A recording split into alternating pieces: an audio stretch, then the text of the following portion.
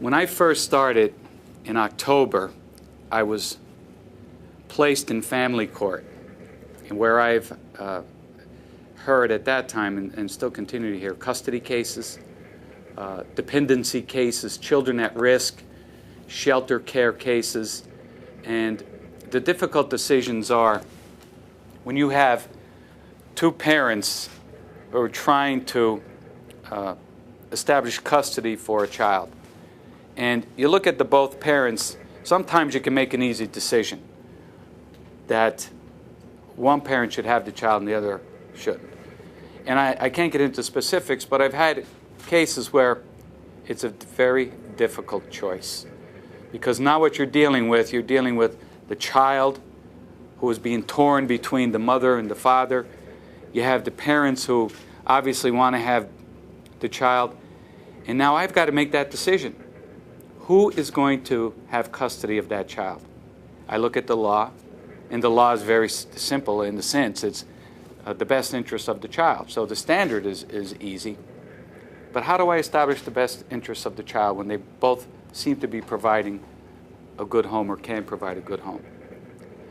And I'll think about it, and basically what it comes down to is, what is right from the heart.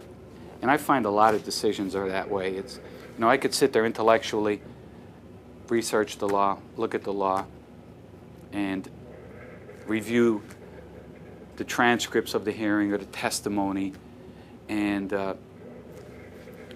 I can go either way, basically. But I need to feel confident that I'm making the right decision and in good conscience that I'm making the right decision. And I've always tried to do that. And I'll tell you some very difficult cases that I'm speaking. I sit in support court. Now it might seem, simple, support court. But since I started in October, I've been handling the support contempt cases, where I see anywhere from 25 to 40 cases between 9:30 and 10:30, 10:30 and 11:30. And you're looking at an individual standing before you, and you have to decide, has this person really been doing what that person should do as far as supporting a child? And under our law, a person can be basically jailed for failure to pay support. And I find that sometimes it's a very difficult decision to have to incarcerate somebody, but it has to be done. And I've done it, and they're decisions that, again, weigh on my mind, but I do them. One thing I've found out as a judge, serving before and serving now, is making the decision and getting it done. And thinking about it and doing the right thing, but you can't let it, I feel, sit.